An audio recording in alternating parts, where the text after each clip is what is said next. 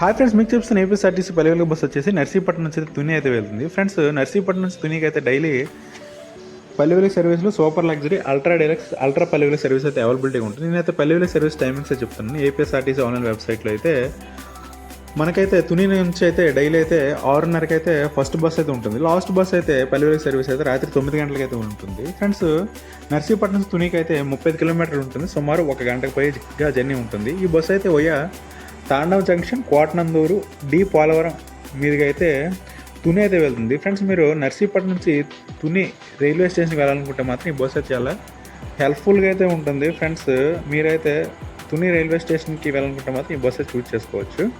ఇది ఫ్రెండ్స్ మరి నా వీడియో నచ్చితే లైక్ చేయండి, షేర్ చేయండి, ఛానల్ అయితే సబ్స్క్రైబ్ చేసుకోండి. Okay, thank you guys.